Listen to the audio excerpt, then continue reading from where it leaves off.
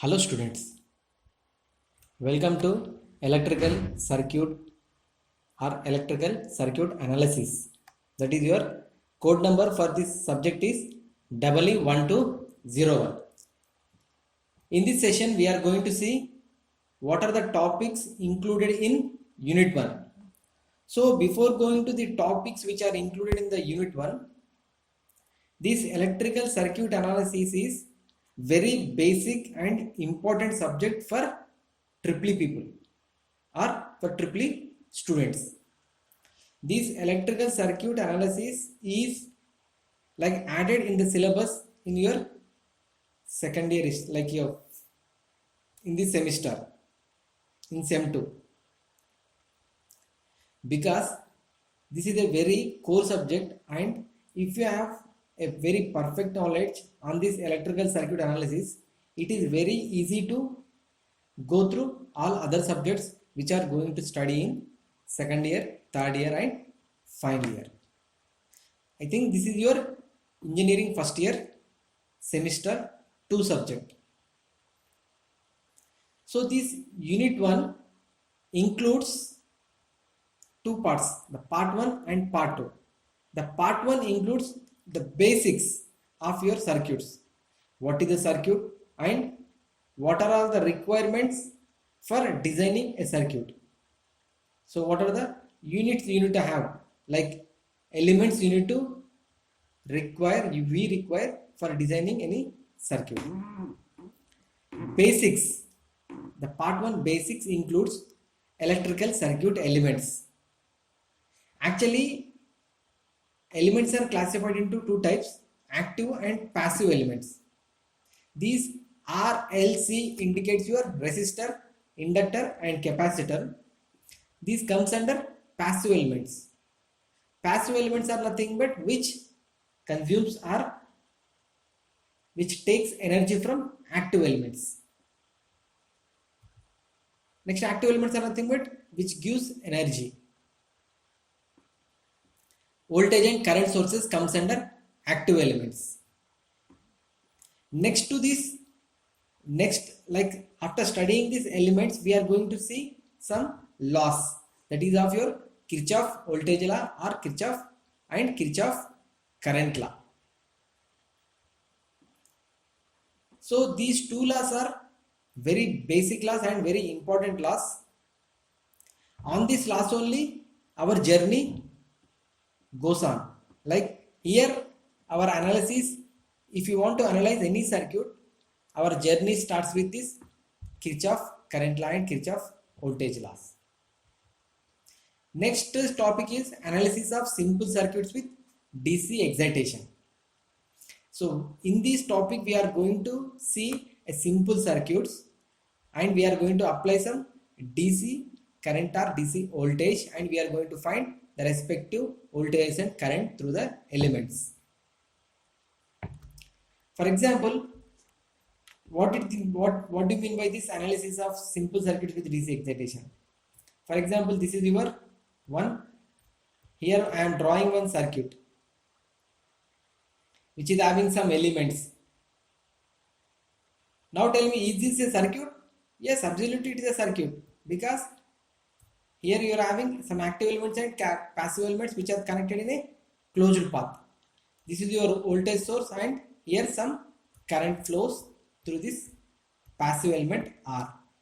For example, if the voltage source is 5 volts, then if this R is 2 ohms, then if I want to find this I, we have a Ohm's law, V equal to I into R. V equal to I into R. Here we know V value and R value, that is 5. We don't know I value. This is a question mark. We have to find this one. And here we have 2. Then 5 by 2 becomes your question mark. That is your I. So which is equal to 5 by 2 equal to this I becomes 2.5. So like this we have to go. This is a simple circuit. Like this we are going to see analysis of a circuit with DC excitation.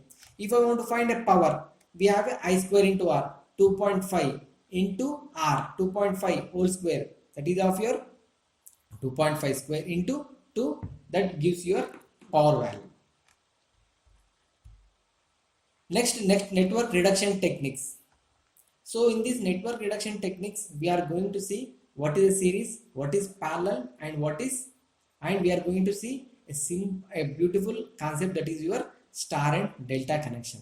Actually, what is the need to reduce a network? Because in the previous example, we have seen a simple circuit which is having only one element. For example, in practically you come across with a circuit which is having n number of elements. So this is your voltage source. For example, here I am having one more resistor.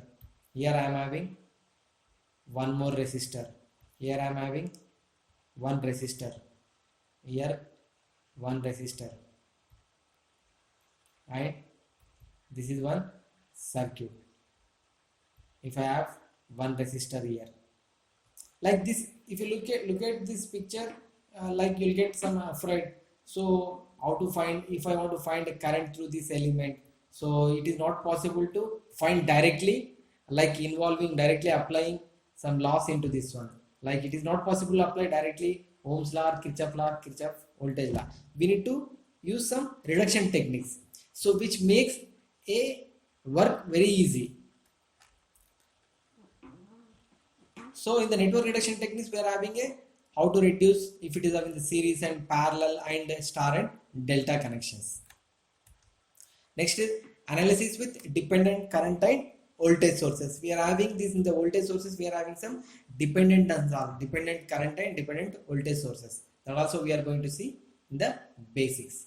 So whatever the basics we see in the part 1, we are going to apply in theorems. We have a theorems. And one more point, one more topic is nodal and mesh analysis. This is also very beautiful like topic, that is your nodal and mesh analysis. Here also we are going to use your Kirchhoff current law and Kirchhoff voltage laws only. So this is your series network, series connection. So this is one circuit and this is one element, and here this is also one element. So they are excited with some source. So if you observe here, so whatever the electrons which are flowing through this first element, the same number of electrons are flowing through this. So whatever here, this is the flow of your electrons. So same number of electrons flow through these two elements. This is called as your, so this is a figure for series connection. And always current flows from high voltage to low voltage. Like electron flow starts from high to low. So for example, just see here. This is a high point section, this is your low point section. So how it is flowing from high to low, that is your positive to negative. Current flows from positive to negative. Positive terminal of the battery to the negative terminal of the battery. Next, this is called as parallel connection. So have you noted any point here? This is your series connection, na? So this is your parallel connection. Just note a point. So here the division takes place. So some of the electrons are flowing, like the current is divided among these two elements. This is an example for your parallel connection. Here also if you observe, started and it is at this point, the current is divided into 3 sections, and after division and they are added together at this point. Similarly, it is here the division is taking place and here the summation. Here if this is your I, then it becomes I1 plus I1 I2, then here it becomes I1 plus I2, which is equal to your I.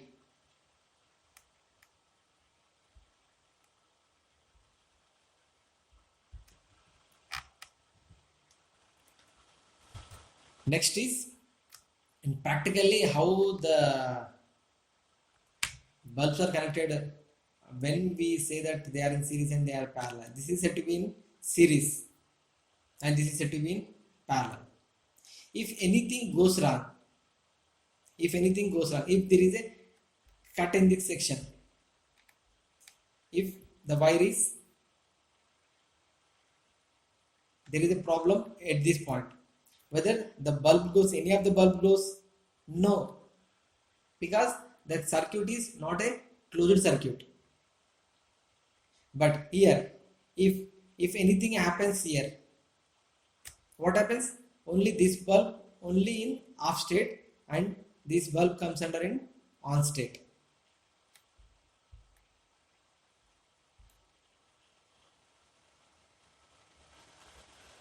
Observe this one. How the current is divided.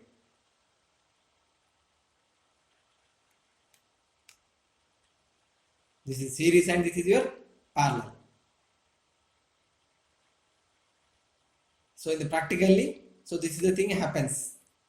And so here there is a cut. So is it going glowing? No, it is not glowing. And similarly, so this is a practical circuit. This is your practical circuit, and in our subject we are going to replace this bulb with this symbol. Actually, so while analyzing or while calculating, we won't consider directly this picture. So for switch we'll consider this symbol, and for bulb we'll consider this symbol. For motor, here you are having a motor. So this is an exact your replica for this one. So in your subject we are going to use these circuit symbols, or we are going to draw like this instead of drawing like this.